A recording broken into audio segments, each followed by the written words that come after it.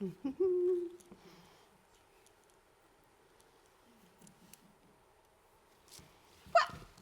Bandit, did you just graffiti my sign? Oh, I kind of like it. 707 live. That sounds pretty good. And in fact, that's what's happening. So why don't we bring our guests on? Spring Maxfield, Erik Castro, the Velvet Bandit who just graffitied our sign. Welcome to the stage, friends.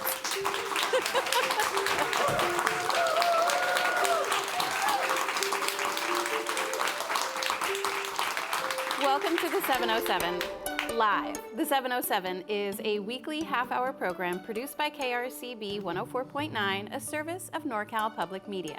It normally airs Fridays at 6 p.m. as a radio show and podcast. However, my boss, Darren Lachelle, said, why don't we do an episode on TV? And I said, that sounds amazing. The 707 features voices and stories from your community, stories about creative expression, and stories that show how we are connected to each other.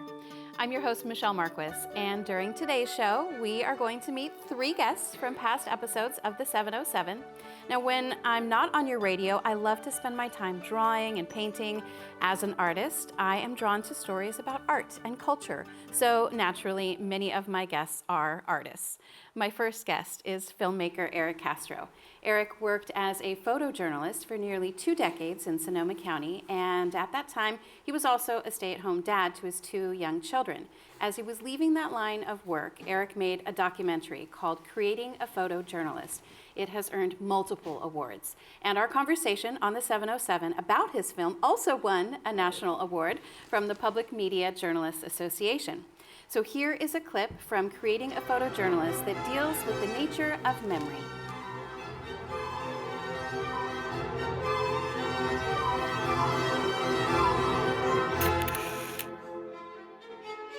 My mother always carried a camera in a purse. There's this crazy story of a photo she once took of me. I'm like 4 years old, a couple of years after my mom made this film of us in the backyard. In the photo, my lips look swollen, my hair's disheveled, and I'm clutching a teddy bear.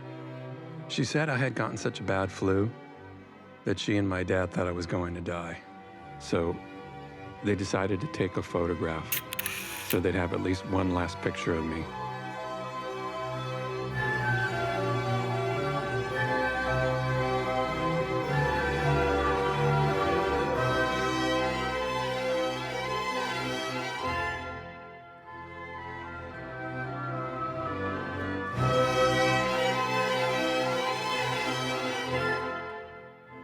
This is the story of that kid in the photograph and how he's lived as a photojournalist.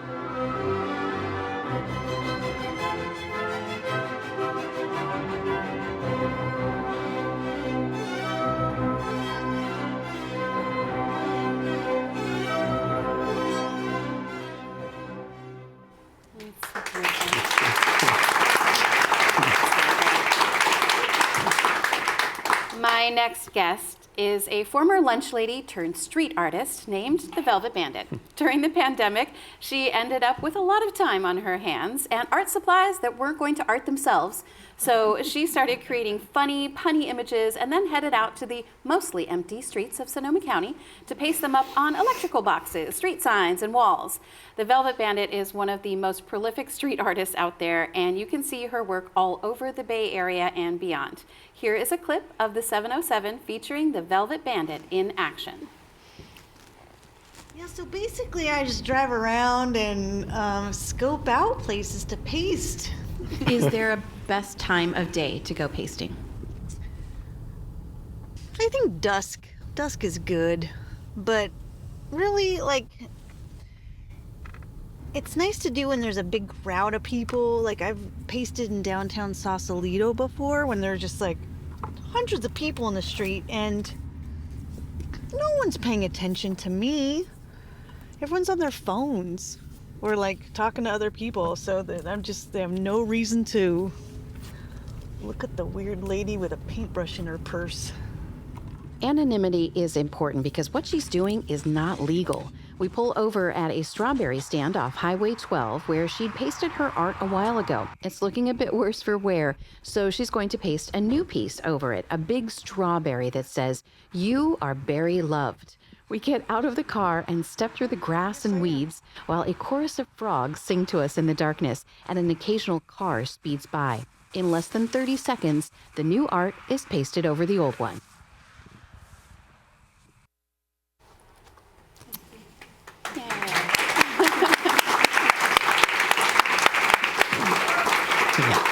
I like the golden hour that we caught in that. That was very good.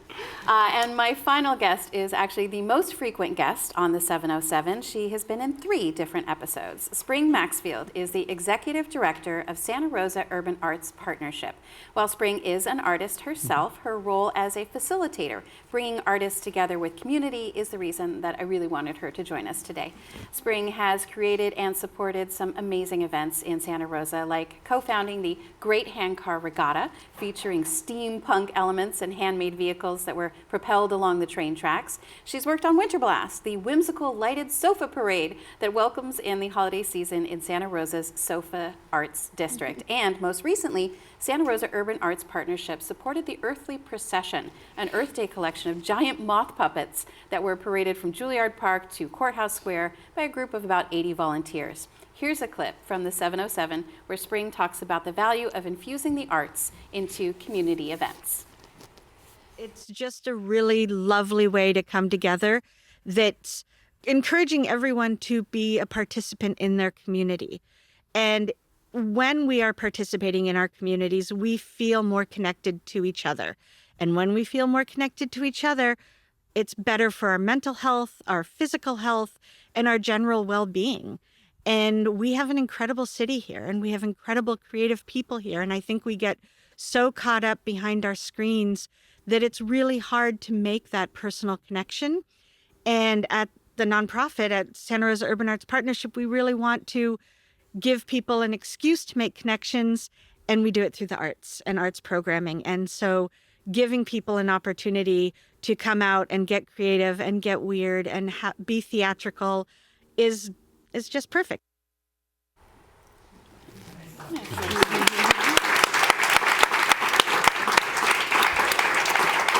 Well, thank you all for being here, and I'm so excited to have this conversation today about art. And I thought we would start by talking about art and the public and how it intersects, because a lot of times as a solo artist, you're working away, you're doing edit after edit, right? And looking at film, and you're by yourself. But something happens with art when it's presented to the public. So tell me about that experience. Yeah, I mean, that's why you do art, is you want the feedback, you're hungry for it. And all my life, most of my life has been photography, where it's been published and that's it. But doing a film has been like a reawakening of art for me. Going to these festivals, I was in the middle of Kansas this year, little dinky town outside of Wichita. This wasn't like a film audience. This was just townspeople in a beautiful old theater. And they connected to this film, which is about, what happened in Sonoma, what happened in Black Lives Matter. There's a very cool portrait of a really beautiful trans teen that I knew. And that all worked, even in the middle of Kansas, because when you're one-on-one with people, art, you get the instant response. They start to really connect with the human elements. It's not politics anymore, it's just stories. Yeah. And it's building on what you have said, in the stories that you're telling, and they're connecting to stories that I have in my life, and building stronger relationships between the two of us. Yeah, I mean, so much of this film has films that my mother shot, these old 8mm films that many of us probably had, if we grew up in the 70s, everybody has them in our closet. Mine were in my brother's closet. And so when you're showing that on a screen and you're narrating all these, quaint personal moments, it's hard for people not to connect to something like that. We've all seen those pictures of our lives in the past, and everybody, at least for myself too, wants to kind of relive those moments sometimes. Go back to when life was so simple and you were just this crazy little kid, and you were, if you were lucky like I was, you were filmed by your mom. Yeah, no, those are so precious. I love seeing them in your work. They're so great. And of course, Velvet Bandit, the public is a huge part of your art practice because you're putting your stuff out there on walls for everybody to see.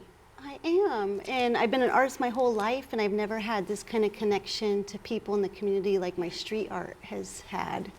And it's just been amazing. And sometimes your interactions are a little crazy. They're a little crazy. I get tagged over. Yeah, I get, and that's really fun part of it, the interaction. Yeah. I feel like it's kind of a conversation you get to have with people. Definitely a conversation. Not everyone likes it, but that's just, it's part of the deal. Yeah. And there's also the social media element because you post pictures of your pieces. Yes. That's why you're taking a picture of this Right, behind right. me for the Instagram, right? For the gram. Exactly. Right. And so there's conversations that happen that way too. Yes. Yeah. A lot of positive feedback, sometimes not so positive. And some of that not so positive inspires future artwork. Absolutely, yeah. Haters gonna hate. Right. Potatoes gonna potate. There you go. Yes. Very good. And then Spring, of course, what you do with Santa Rosa Urban Arts Partnership is about bringing the artists and public together. It is, and it's, you know, it's just one process of engaging people. There's a lot of things that create community, but I know art and I love community, and so that's kind of the avenue I've taken. And I love seeing the results. I mean, with Handcar Regatta, we had a bunch of folks that had never really created any art before, got excited about the competitiveness of the rail car races, and went on to do art full time. And, you know, they were contractors and, you know, people in regular retail jobs. So it's just fun to see art open doors for folks who thought that it wasn't accessible to them. Yeah. So in everything I've done in the 20 years since has been really that. Right. And your regatta, your handcar regatta, I think really gave a home to a lot of people. They came to Sonoma County. You know, it's known for its wine, it's known for its beauty, and then there's this amazingly cool arts contraption that you created. I was only here for maybe a year or two after I saw that, and it made me excited to be in Santa Rosa. And I did it purely for selfish reasons. Like, I had no idea what we were creating at the time. I just knew that I had just moved to Santa Rosa myself. It was a perfectly flat city, and I felt like I was the only person riding my kids around on bicycles. And I knew all of these artists, and I knew all of these art collectors, and they weren't meeting in Santa Rosa. They were all going somewhere else for their collections or for their exhibitions.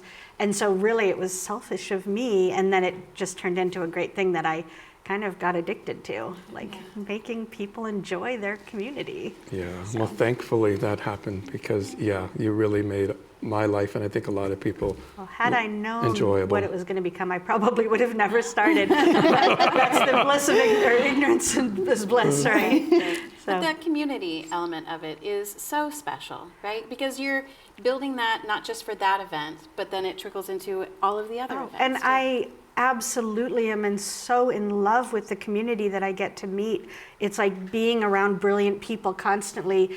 And when you meet somebody and you're like, oh my God, we've been in the same town for months or years, and I never knew you, and now I get to be in your, orbit. And so it's really fun. Yeah, that's great. And lifelong friendships too. I think I've known you as long, from Handcar Regatta, for sure. Nice. All right, let's talk a little bit about the stuff that artists tend not to want to do that much, and that is the business of art, right? Because you can't just be an artist in your studio painting your little pictures and things like that. You have to be a marketer. You have to run the social media. You gotta do the books, like all of these things. So how do you handle those aspects of being an artist? I find that you just have to take all the roles on. I mean, it's so hard to delegate because you know how you want to market yourself. Yeah. You know what you want to see. You know what you want people to see of yourselves. And so it feels like the way you know, when you fall in love with somebody, all the things that you love about that person are inside of you, that's what you want to show the public. Mm. And really no one else knows that except for yourself. So it's overwhelming, I think. But I think the days of where you had the media, like one media source everybody went to, is gone. We're also divided. We all have our own feeds. And so you kind of have to be your own media company. But in some ways I found it's been enjoyable because there's a creative aspect to communicating to public. I look at TikTok as a creative form of art. I know there's a lot of garbage on it, and there's a lot of AI content on it right now that's driving me crazy, but it's been a place that I've been able to express myself creatively, and I've seen a lot of great art in there. So I don't know, pasting's got to be the best form of advertising. Yeah, it's my brand, so it's my marketing strategy, but the social media and website and trying to keep up with that, it sucks. I don't like it. Yeah, but you're also smart. You farm it out. You have someone who does your website for you. I do, and I've enlisted my daughter's help for some things. So nice. I'm trying to delegate things. Yeah. But I just want to paint and put my art up and not worry about anything else. I hear you. Yeah. And have people give me money for it. All right. Your daughter knows your secret identity? Ooh. Maybe. Don't share. Don't tell her. All right, so this leads right to you, Spring, because Santa Rosa Urban Arts Partnership is there to help artists. We are, and that it just kind of fell into filling a need that I saw in the artists around me, where somebody brilliant would get a commission or a grant to do a mural downtown, and the funding was like $3,000. And that would be great if the artist just got to go up and paint the mural and be done with it, but they usually require $1 million liability policy insurance and the equipment rental, and then you've got to pay for the materials, and by the time it's all said and done, that artist is shelling money out of their own pocket for a job that they got one job, so it's not worth getting a year-long policy. And what we can do is support all of that. We have an insurance policy that will cover all of those artists, and we can get donations, and we can get equipment rental discounts. And so we really want to help artists be artists professionally and not have to do a day job like, delivering pizza or something. Right. So it really was just in response to how can we support our community. And that was one of the ways that was really needed. Yeah. Fantastic. What about grant writing? Do you do that? I do that. That is how we get money, and it's the only way. And it's a constant job. Yeah. Is it tough right now to find grants for arts? Indeed. That's where art and politics cross, and that there is really no federal funding for the arts. As public radio, you guys would know. Yeah. And so, it's few and far between, and it's definitely never enough to cover the piece. And so, you're always trying to source as much as you can from different locations and private donations. And our main goal is to pay artists. So that's what we try to do. How big is your organization? How big? Yeah. How many? There are no employees. Everybody is a volunteer, and we sometimes get funds to cover project specific, so I can pay an artist and then pay for materials. Winter Blast, we get little bits of money from here and there. We're very creative in our funding, and it's never enough, unfortunately. So Never. I'm always trying to keep one step ahead of burnout. But I also love what I do, and I'm going to be doing it even if I had a corporate job. I'd still be moonlighting, doing all of this on the weekends and all night long, which I do now anyway. But some people have really expensive hobby train habits, and I have a really expensive art cheerleading habit. That's amazing. So I do want to ask about Santa Rosa in particular, because we live in Sonoma County. It certainly does have a reputation for being a good place for artists, but what about Santa Rosa in particular? I'm going to ask you, Velvet Bandit. Oh. Where are you headed, honey? I know from looking around in Santa Rosa that at times your beautiful art, like this spaceman here, disappears because it's buffed out, it's painted over. So what do you think? Is Santa Rosa a good place to put up your art? I think it is, Yeah? for sure. Absolutely. Okay. I thought you'd never ask. Beautiful. Nice. What about you, Eric? Yeah. What do you think of Santa Rosa? It is. as a place for artists? There's two things about Santa Rosa, is that it is one of the most beautiful locations to live in, but if you do art, you have to build your own audience. You have to create your own scene. And people like Spring have been doing that. And people are coming here like Spring to do that. And that's kind of what creates an exciting arts community. It's not one of those like Austin or New York's where there's all this stuff happening, you dive into it. You come with your own ideas, you come with your own curiosities, and then you just build it. The great thing about it though is like people are so hungry for it. Like people have given me so much support. I know I see it with you too as well. You know, everybody wants to support your work, and there's a lot of money in Sonoma County. So, I mean, I needed a lot of money to finish this film, and I go, fund me.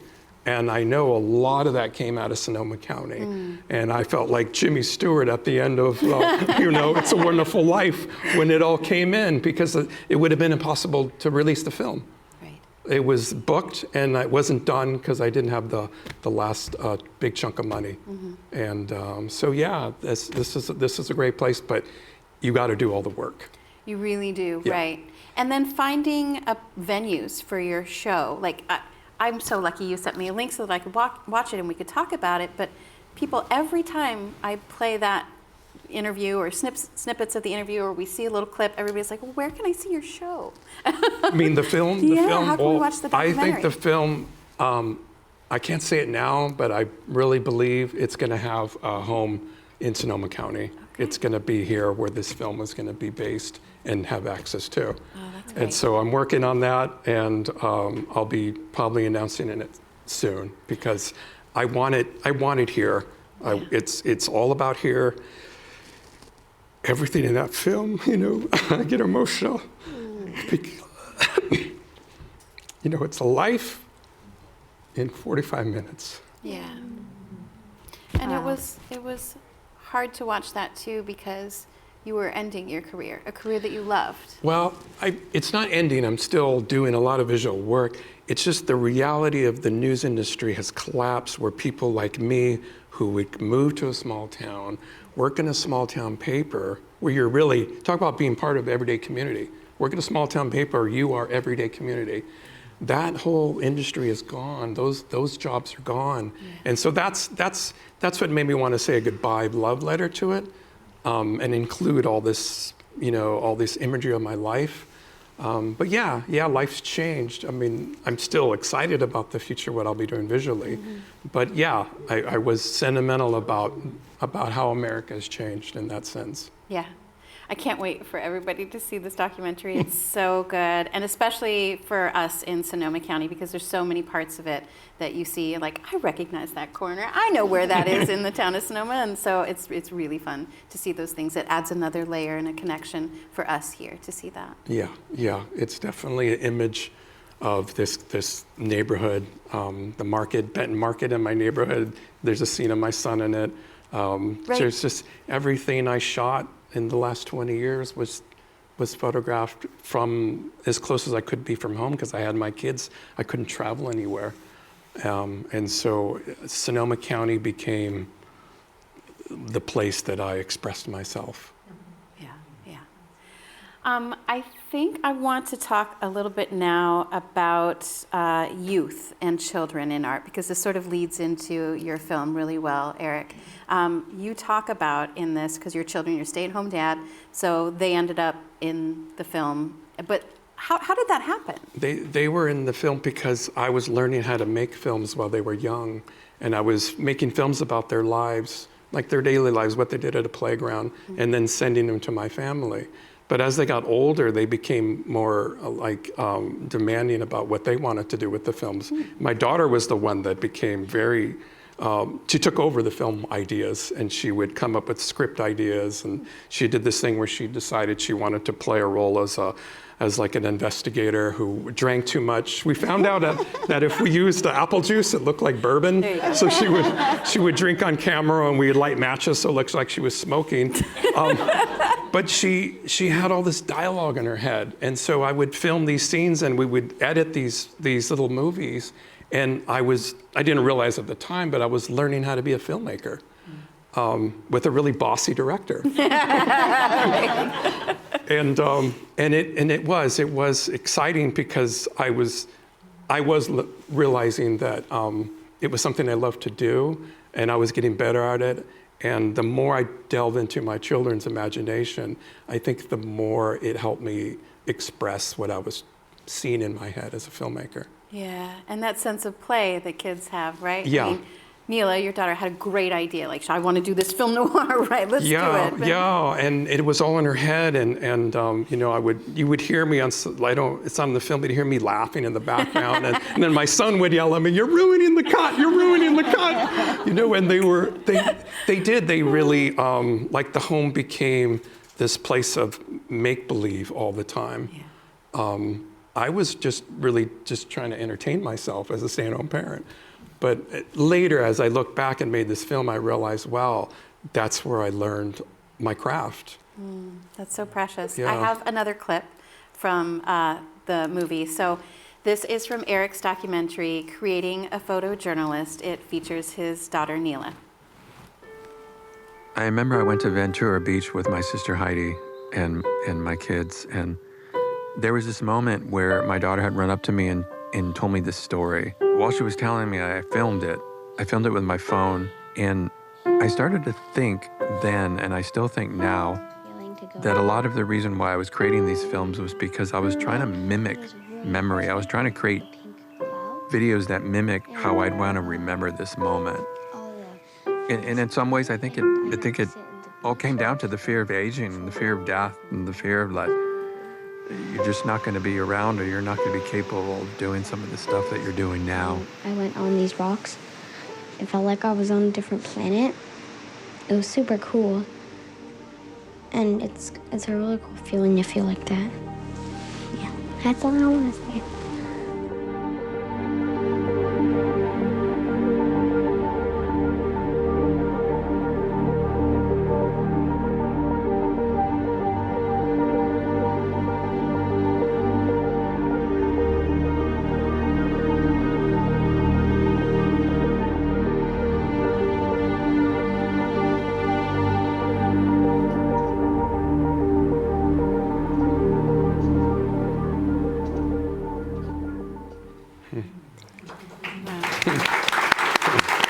Thank you. Thank you.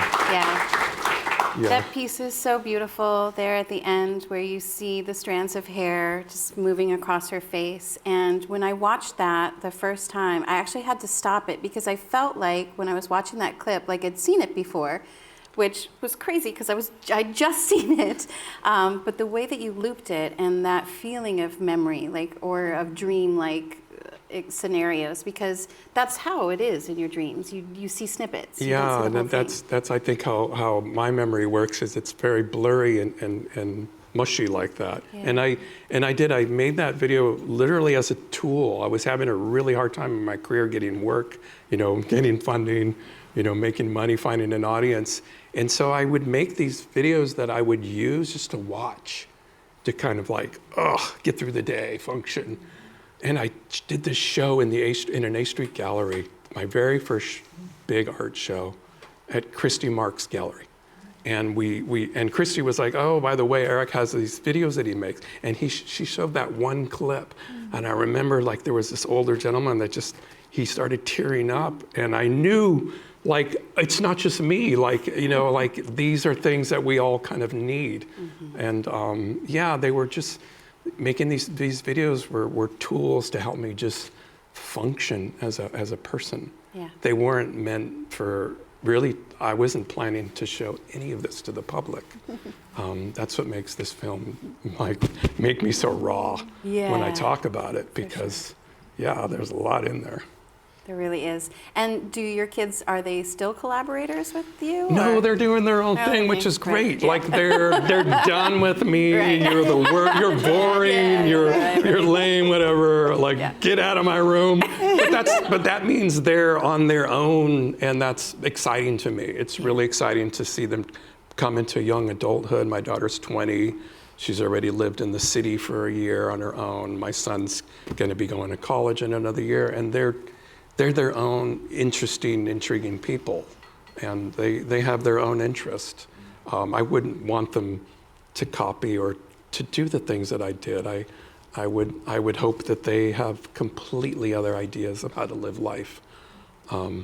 and, hopefully make a better living than I did at it, But no, it's yeah. I mean, I know you have adult children, and watching them become adults and having relationship with them now as young adults is just as exciting as when they were toddlers. It really is. It's amazing. So tell me about your kiddos, because they're amazing. In that little clip, the youngest one of mine was on the stilts with the bubbles, and that both my kids are circus performers and both now circus teachers. That's why they're not here tonight. And yeah, my big one just graduated college, my little one's second year, and they're just, like you said, it's amazing watching them grow up to be their own individual humans, and I'm constantly in awe, and I think that's just been so fun and an unexpected part of it. That I just love who they've become. And you've got great kids too. Yeah, I sure do. You do have great kids. What do your kids think of this street art? I think in the beginning they thought that Mom had gone a little crazy, because I think I had. Yeah. It was during the pandemic, and I had just gotten laid off of my job as a lunch lady, and they're doing the whole distance learning thing, and Mom is in the garage painting like 12 to 14 hours a day and going out and putting up art, and they were worried I was going to get arrested. But then they started to see that, people were appreciating my art, and I was starting to get press for it, and I think now they think it's pretty cool, and they're supportive of it, and they're both really cool kids. They are cool Yeah. kids.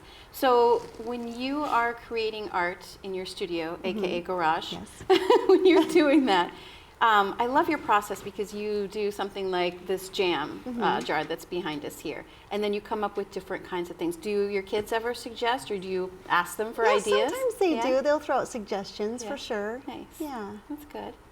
And then you also have been able to work with kids in schools. Tell me about that. I have. I've been asked to speak at a couple schools. Mountain View High School had me speak to a bunch of 9th grade students, and that was a big deal. And Rancho Cotati just had me speak to their high school students. Wow. And Santa Rosa Charter School for the Arts just did a big project based off of my work. They did their ball wall, the 5th grade and 8th grade class. Did a big project, did paste ups. It was paste ups? It was paste ups. Oh, how fun. Yeah. It's beautiful. I've seen it. I live right down the street from it. Yeah. And the students created their own puns. Yes, they did. Yeah. Based off of my work. It was just such an honor. So, who would have thought vandalism would inspire the youth of today? But here we are. Yeah, go out there, kids, vandalize. Yeah. It's amazing. I love it. Very sweet. Yeah, Only yeah. vandalizing because it's not advertising anything. That's right. There you go. That's good. Yeah. I also have been inspired by my stepdaughter, so I wanted to share something. She played a role in shaping the kind of art that I created. When she was a kid, she had a habit of biting her nails, and I thought if I painted her nails with fun art, maybe she would stop. Well, that didn't happen. She bit them anyway and picked off all the nail polish. But then I got hooked, and I started to make really elaborate nail art, like crazy stuff. I learned how to refine my skills to paint recognizable portraits, and I learned a lot about light and shadow. So shout out to Marina for biting your nails and helping me become an artist. So these are some of my nails here. Linus waiting for the Great Pumpkin, of course. That one's yeah. fun. We've got Kermit and Jim Henson. That's one of my favorite ones there. The Nirvana baby. Yeah. So good. Yeah. That one was hilarious because I had to position the baby really carefully, right? And you don't want certain parts of that. Fozzie Bear and Statler and Waldorf. So just a lot of fun. And yeah, absolutely, your kids have an influence on the kind of art that you create and paths that you take. So it's pretty exciting. So shout out to our kids. They're amazing. Beautiful.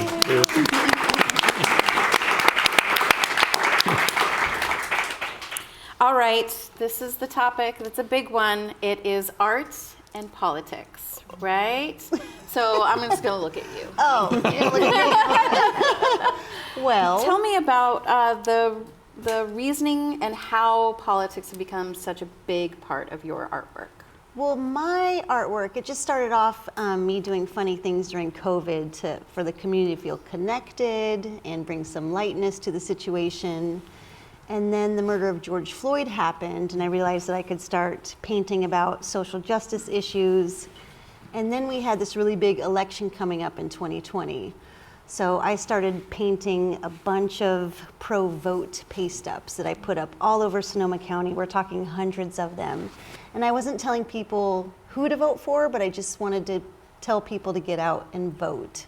And Sonoma County had the highest voter turnout in all of California in 2020, and I'd like to say that my art had something to do with that. Heck yeah. So art definitely has a place in politics and shaping our world, and it's very important. Yeah. But you get pushback for some of the things Oh, that you absolutely, do, right? yeah. I get spicy with my messages, for sure. Yeah. Are there pieces of art that you put up that you, or that you paint that you don't put up? Yes, there are, because I have a lot in me, and sometimes I just have to get it out, and a lot of it is way too spicy to put in the streets. Okay. So they're not going to see the light of day. Sorry, not sorry. Yeah, I mean, well, you have a secret identity. I do. But I mean, you're a person in the community, Right. so you have to be careful about I that. do, absolutely, and there's crazy people out there. Yeah. So I got to be true. careful. Yeah. What It's about? tough to avoid, though. Yeah, is, it for really sure. is. I find that it's tough to avoid politics, no matter how hard you try. Art, especially now in our culture, however you sneeze, and it's considered political. So when when I was working on this film, I did a scene. This was way before the raids on the immigrant community. I have a scene in the film where my father tells a story about my grandmother lying to the Border Patrol in the 30s because she fed some guys that had crossed the border. And I did it because it was a way to show that all through my family lineage was this idea that when people come to your doorsteps, you aid them, you feed them, just like you would read in an old Greek novel or something.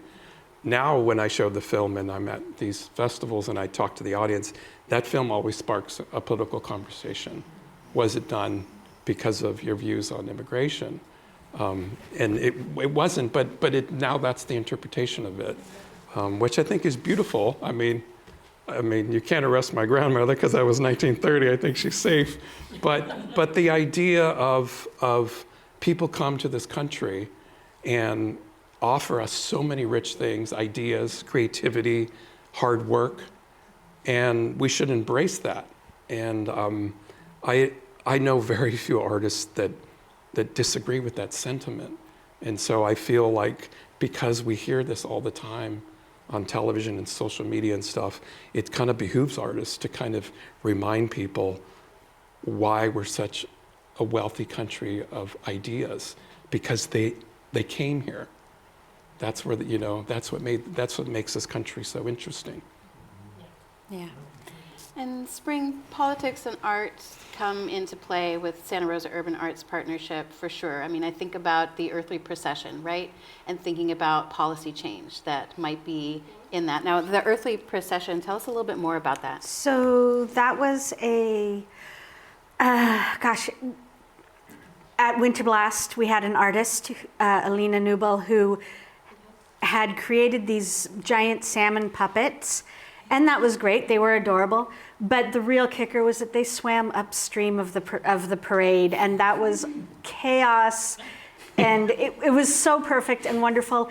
And it fit right into one of my ideas about having more activity down along the creek side and the Joe Rodota Trail and Prince Memorial Greenway. It is an incredible jewel of our city, and it gets completely overlooked, and then people are afraid to go down there because nobody's been down there, and it's got like nefarious things happening. And when Alina had these salmon, I was like, well, how can we incorporate that?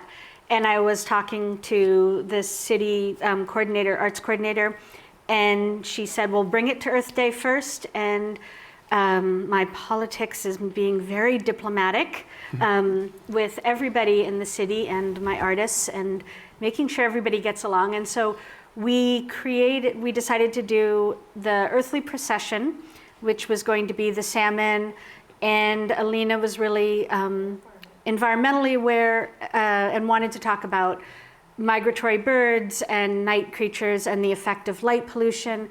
We wanted to educate people about the river ecosystem.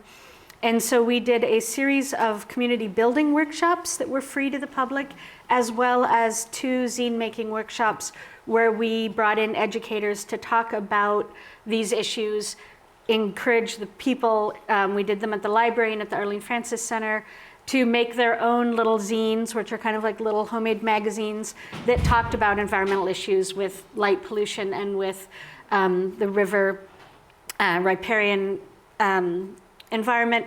And then we built 80 giant moth puppets and cedar wing blackbirds, and then the salmon, of course, and we had them walk from Juilliard Park all in flappy mode to Earth Day celebration in Courthouse Square. Yeah. And so Amazing. that was really fun. It was a community engagement project, and we had probably 200 different people who showed up to the various workshops, and then at least 80 people carrying things, and then an entire entourage of other folks walking, and that was really fun. Yeah. Just a way to get people engaged, and you saying you're creating your own audience. We are creating our own community of future art lovers, and hopefully they will catch the bug, and it becomes part of their everyday practice, which I think opens up a lot of awareness to other things around them, Yeah. and kind of broadening their sphere of influence a little bit. Yeah, absolutely. And I really liked that element of thinking about light pollution and bringing in these different things and saying, we need to have more awareness about these kinds of issues. And there are policies that we could have in place, or things that we could replace just on our, front doorstep to make sure, or times that we're going to turn off the lights so that, we're not creating that light pollution for these animals that rely on darkness. Yeah. So, there was really wonderful education and policy potential in that. That was lovely. And it is just like little baby steps to raise awareness, and where we're using art as our vehicle for this. And there's a lot of other ways to get there, but again, like, I know art, that's what I'm going to use. I know artists, those are the people I'm going to bring in to create these stories. Yeah, so great. I love it. What about bringing politics in? You said that you went into schools and you've talked about this. Do you bring the political messages in when you do those? I do, because I let students know that there's different ways to bring issues to the forefront. Yeah. Not just street art and graffiti, but there's different ways to make people aware of things that you care about.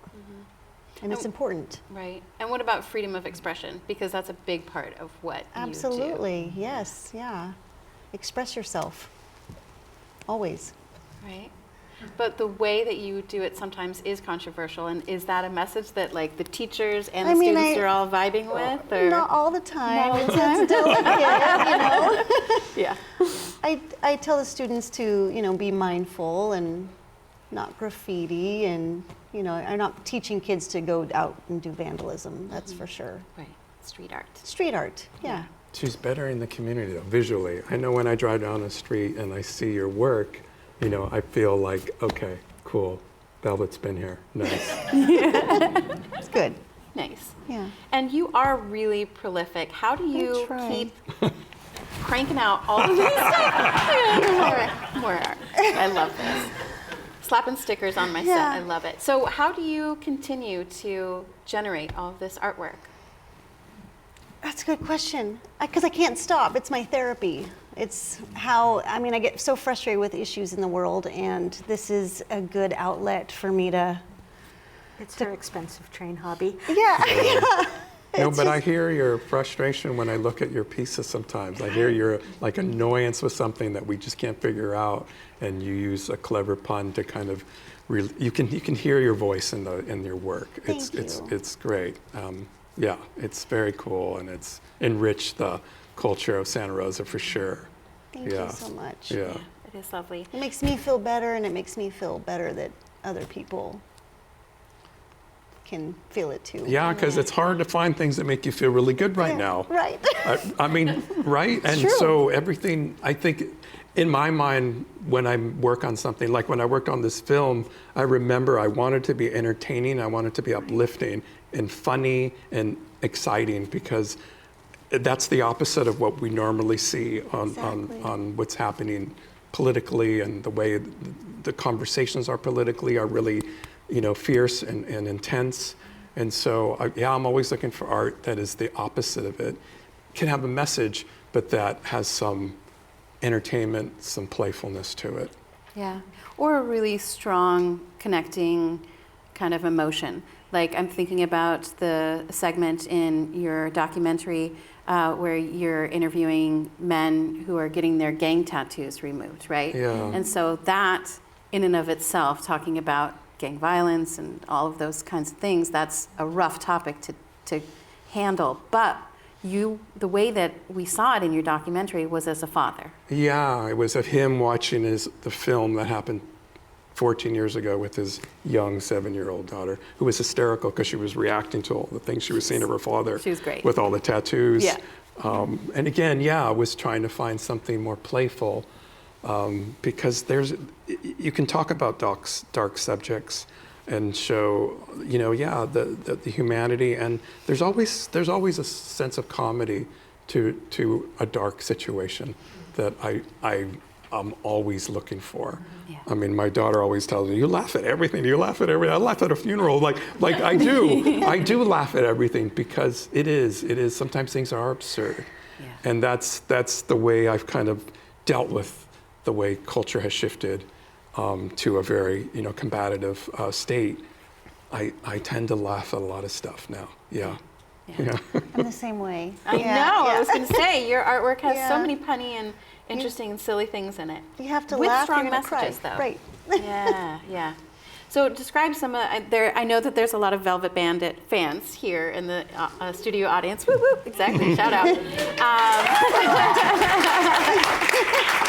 But for those who aren't familiar with sort of your art style, could you describe it a little bit? Oh gosh, colorful, punny, silly, dad jokes.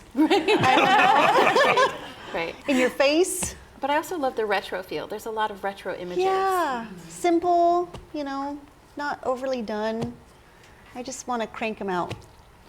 Yeah. So there's sort of like the Ford model, right? Where they're on a conveyor belt, right? You're making a bunch of them, but you add a different message to the different ones. They're so fun.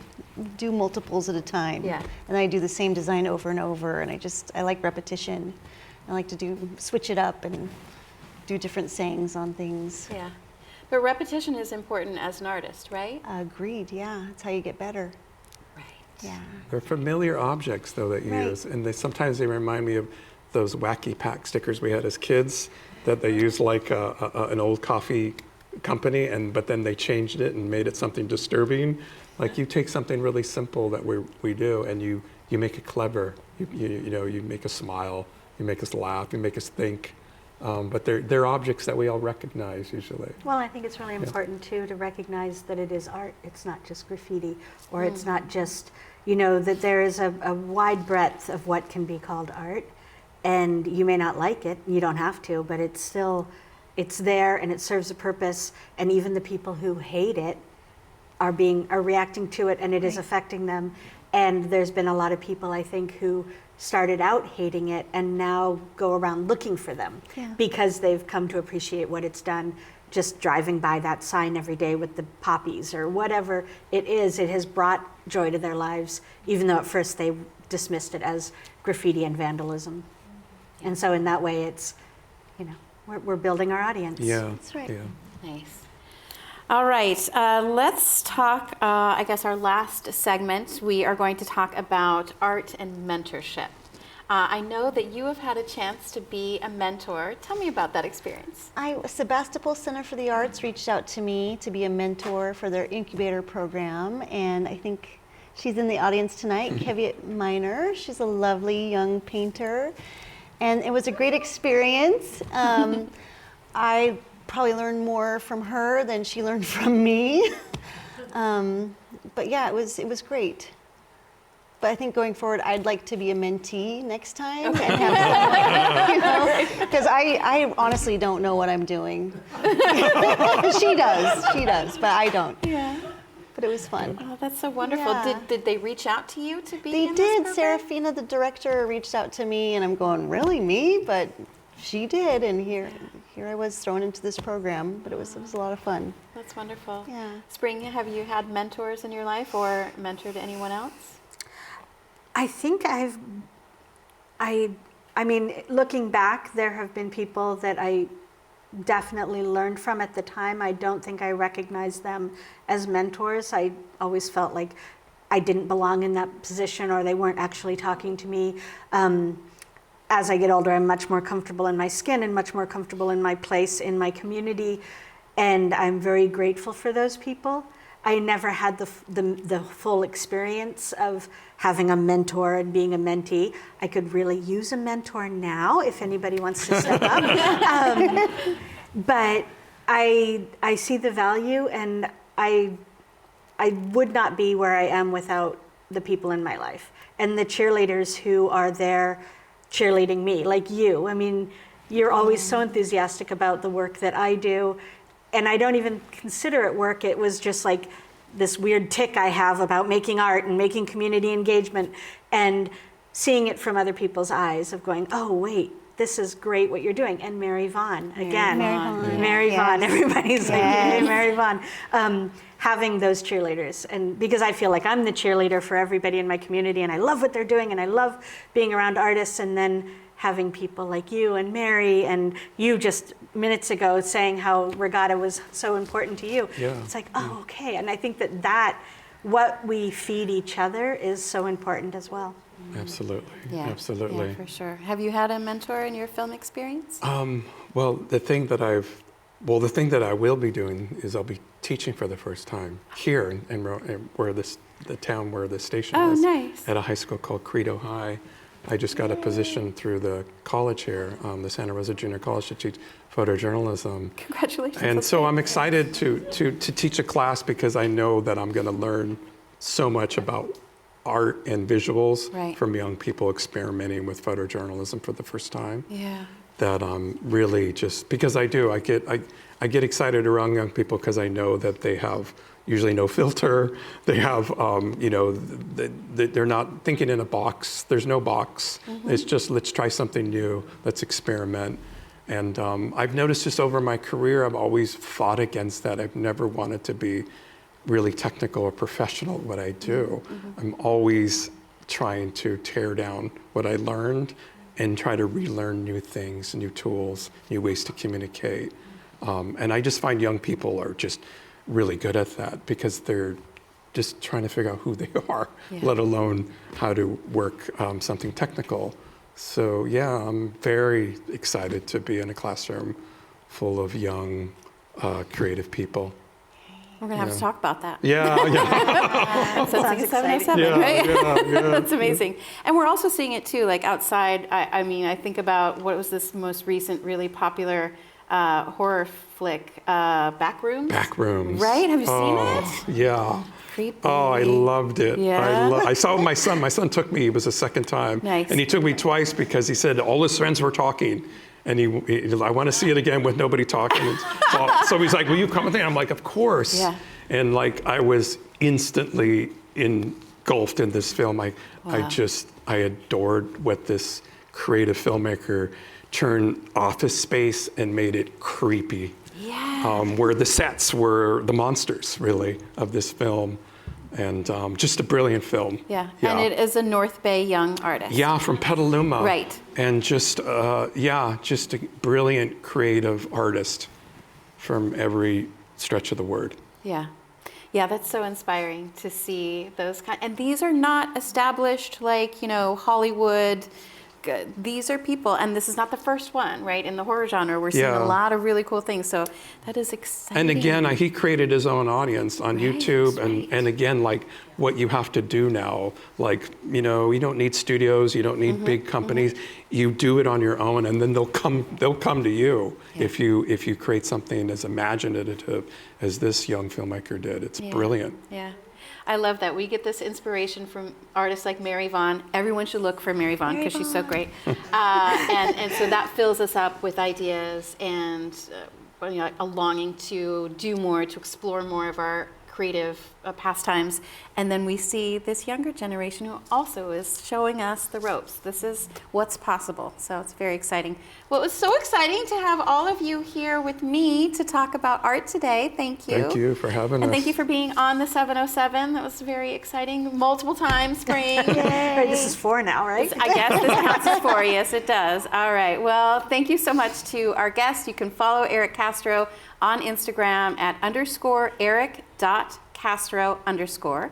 Learn more about Santa Rosa Urban Arts Partnership at srurbanarts.org and find Sonoma County's prolific street artist at thevelvetbandit.com. Listen to the 707 online at krcb.org/the707. Thank you to the KRCB News team for supporting me through the production of this show and all the other 707 episodes, like Noah, Greta, Chandra, Mark, everybody who is on the team for helping me. This wouldn't have been possible without a team of many people, and you'll see their names in our credits. Thank you so much for watching.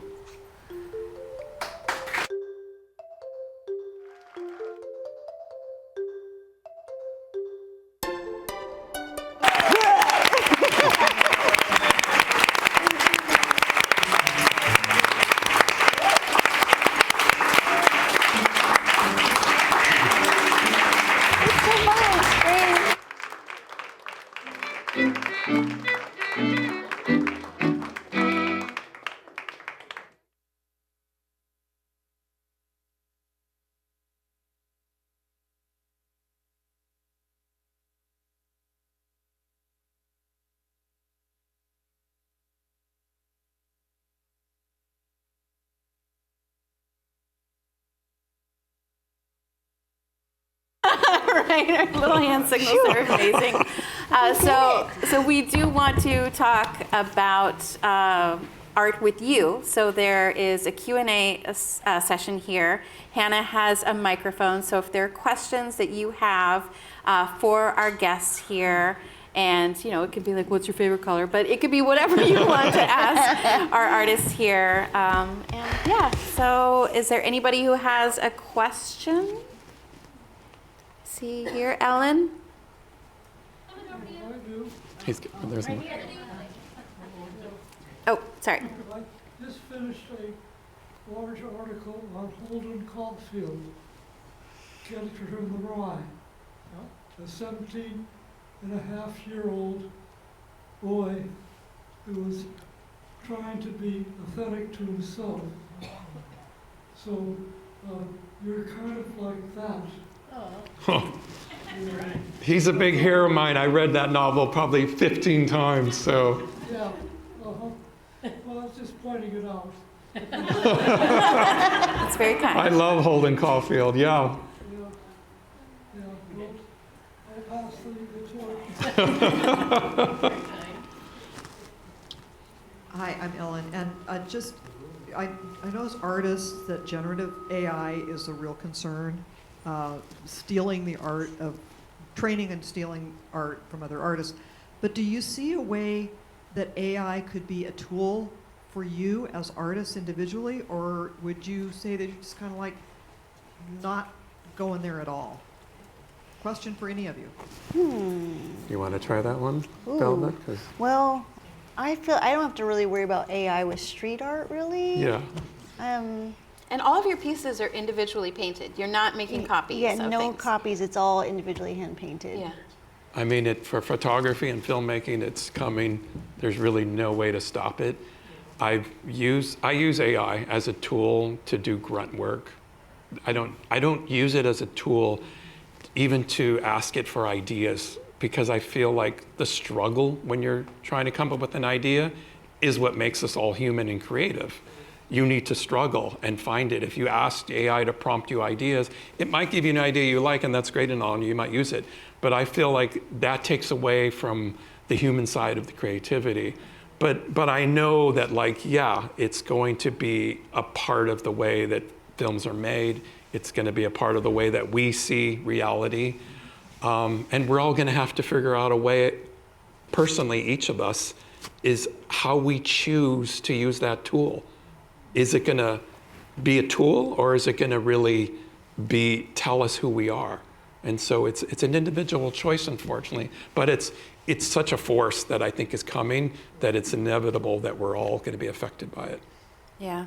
I think it's rough as a writer to have AI out there because it seems, oh, easy peasy, except the whole point of being a writer is your voice, and your voice is never going to be what AI is going to spit out. So I think it's so important as a writer, especially, and especially for young people who are learning to write and, in college, and they should not be using AI. You have to be able to write enough so that you can find your own voice, because that's what people want to hear, right? So AI is the worst for writers. I'm really lucky because my daughter has a habit that she picked up, and I just learned about it maybe about 6 or 7 months ago, is she writes every day. Every day she writes. And she told me that, and I'm like, if you read any biographies about writers, that's what they do, is they write every day because it's a muscle, and you're only going to get better at it. And maybe she's unusual in that sense, where she's very suspicious about AI. She's just very cynical about what it is. But she's young, and I figured there's probably a lot of young people like her that are looking for something more human that they can do every day. I'm just thankful that she writes every day and she uses her own imagination and her own choice of words. Spring, did you want to talk about AI? I don't really have any experience with it. I used it in a kind of twice removed way. One of our volunteers gave us some media plan that was very obviously generated by AI, but I really liked the way it was laid out. The plan itself was just contradictory gibberish, but I used the layout when I was writing my own proposal for something completely different. But so that's as close as I've gotten to AI. Because it was organizational tool. Yeah, we're just not even. There was nothing transferable except for the fact that I liked the way that there was a line here, and then there was bulleted points, and another line, and then it talked about the needs, the topic, and the conclusion. And I was like, oh well, that's good. But everything, all the actual words were gibberish that I was like. So I didn't really get to use AI. I just the way it was formatted was approachable for me. Got it. Are there other questions?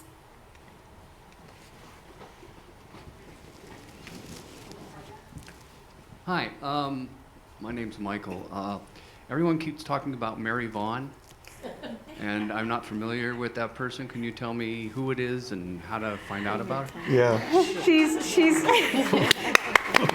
Mary Vaughn lives in Nebraska most of the time now, but she maintains a studio over in the Sofa District by Juilliard Park in Santa Rosa. And she is just all smiles and enthusiasm and kind words. And I think she loves people and what they do as much as I do. And it's really fun to get that back. And I don't know that she's ever had a harsh thing to say about anybody's artwork. She always she's an incredible educator and an incredible painter. And she's just somebody that's been around the Santa Rosa art scene forever.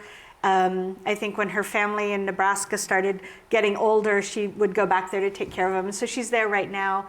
And then she comes back for art season and then goes back. And she's just a local artist that I think we've all benefited from because of her just pure, unabashed enthusiasm for the work we do. Yeah, and she's a really great collaborator. She'll do shows with multiple artists and find connections between the art that's just fascinating. From people from different mediums, which is just really lovely. And she's really great, as you said, an educator and a mentor. I know multiple people. I have artwork in my office. It's from someone who was a mentee of Mary's. And she did Art Start for years as one of their primary lead teachers, which Art Start is a local nonprofit that teaches the business of art to youth as I guess trainees or apprentices. And then they do public art all over Sonoma County. Yeah, and she's also really playful. Like she's Yeah. so fun. She one of the pieces. I don't think that I got one of them, but I love them. She would get board games and then use the board games as like the medium for putting all of her stuff on, all of her artwork, and so you could see little play pieces and things like that. She's just so creative and fun. So really great artist. We love her so much. Yeah, I met her a couple years ago, and she did an art show, the newcomers exhibit, with some upcoming artists, and they did a project based off of my work, and it's hanging in the SOFA district. Yep. Yeah, those are great Yeah, pieces. but she kind of took me under her wing, and every time I see her, she gives me art tips, and she's just a lovely, lovely human being. I love her so much. Yeah, and there is a 707 episode, one of the early ones about Earth Day art exhibit that she did, and Spring is in that one with Mary Vaughn. So it's a good one. You should check it out. Another question? Hi, my name's Anthony, and I have a question for the Velvet Bandit. Like, has like the community or like, have you ever like ran into like a cop like trying to stop you while putting up artwork? My lawyer won't let me comment on that. Good answer. Sorry. Another question? Yeah, hi, my name's Erik, and I just a question for those just up there on the stage about the revelatory aspect of art. You know, it strikes me that an art has impact when it reveals something, and you talked a little bit about kind of inadvertently triggering political reactions, and it strikes me that happens when someone doesn't want the thing you're depicting to be revealed. So I wonder if you could address that, or if you've encountered that kind of dynamic. Erik, you're right. You hit a good point. Art is really just a mirror. It just reflects what the culture is going through now. Yeah. I mean, that's really what all it is. It's not like we're inventing these things and then you're consuming them. We're reacting to what's happening culturally. All of us, I'm sure. Most artists, musicians, everyone. You see it. You see it all the time. And we're pointing a mirror at ourselves and showing us as who we are. And so you can interpret it any way you like, but that's the beauty of it too. It's revelatory, like you said, and there's a power to it. There's a power to art, and there's a great writer, Robert Caro, who's a historian writer, who's written about all these powerful men like LBJ, Robert Moses in New York. And he has this great line that I always remember. He says, power doesn't corrupt, power reveals. I mean, not a more true statement that I've read from him. A man who spent his entire life studying power. And that I think you can almost say about art. It doesn't corrupt, it reveals. And it starts a conversation. Yeah. I'm lucky enough that you've invited me to the art garage, and one of my favorite things that I've done with you is look at laying out signs, road signs, that you acquire legally, I should point out. Organically sourced, yes. And then putting your art on them and thinking about possibilities. And there's something that happens, this sort of like fizzing energy in the room when it's right, and we know it's right, and we're like, oh my God. Yes, it feels so good. It does. Right? But it's that willingness to be exploring and trying different things, and is this the right combination? Right. What kind of message is it? And one that's coming up at your upcoming show that I want you to talk about. Oh, yes. That you don't have a title for, and it's important. Right, yeah. Right? Yeah. Yes. That's lovely. So what is your upcoming show? It's at K&K Contemporary Gallery in San Francisco, and the opening is August 6th. And I'm showing with Jeremy Novi, who is one of the biggest street artists in the world, and Ian the Meow, who's another street artist in San Francisco. So this is a pretty big deal for me, for like a country bumpkin, street artist. Lunch to have lady. A lunch lady to have a big show like this. So I'm really excited. Thank you. All right, do we have any other questions? Hi, my name is Vanessa. First and foremost, I just want to thank you all so much for taking the time to come and share about yourselves and your process. And I've always felt like either music or art helps us digest things, gives us something to bounce off of so we can digest what is happening in our shared world. And spring specifically, you'd mentioned you're a company of one, and I'm wondering how would, as a community, we get involved with volunteering, or what kinds of roles are needed in your organization.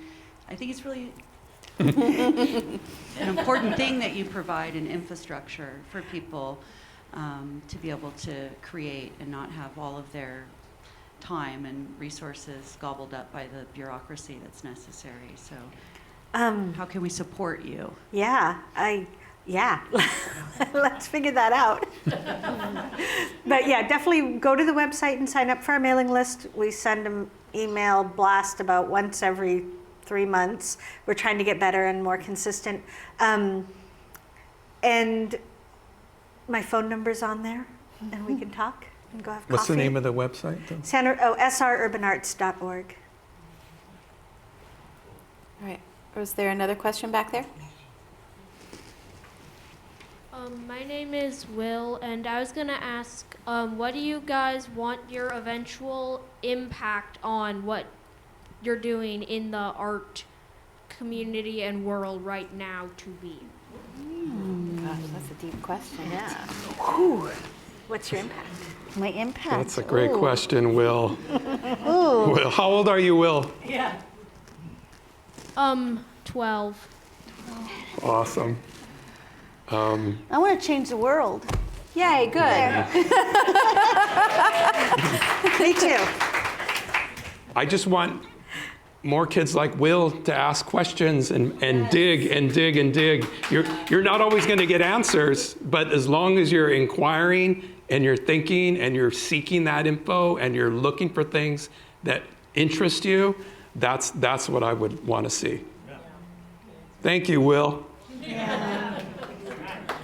All right, I think maybe that will do it. Is there anything else? One more over here, Michelle. One more, all right. Hello. My question is, what advice do you have for young people going into the world, young artists? The world, isn't looking the brightest right now, and it's kind of hard to have hope for the future. So I was wondering if you have a piece of advice to give. I think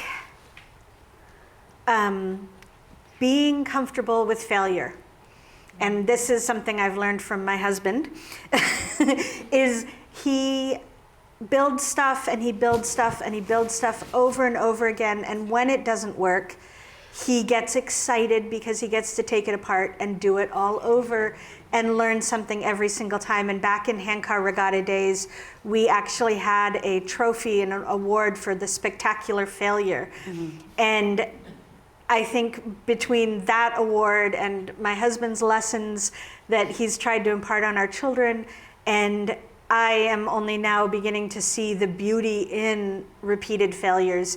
And I think that part of what I try to do in this legacy I want my art to impart on the world is being in a space that's safe enough that you feel comfortable enough to fail and try again. And I think that through community engagement, through public art, through these kinds of community building projects, that you become safer in your community and feel surrounded and feel supported, that you can fail to try again. And not shooting for fame or fortune, but really honing your craft with what you do, and people will gravitate towards you for what you offer because it's unique. No matter how hard you try to copy somebody else, it will be yours. And I think that that is the only advice I can give, is you keep doing what you do because you love it, and it eventually becomes something. Yeah. Yeah.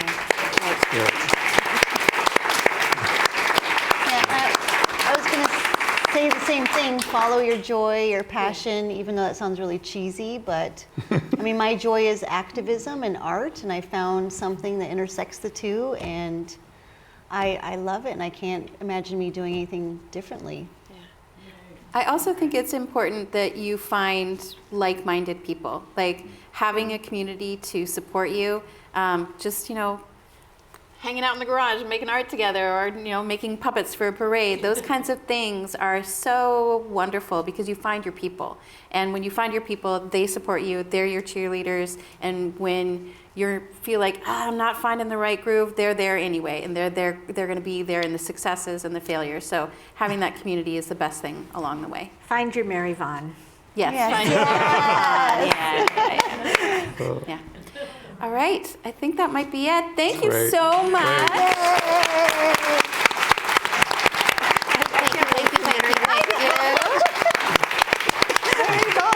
This is super, super fun. Thank you to the entire NorCal Public Media crew.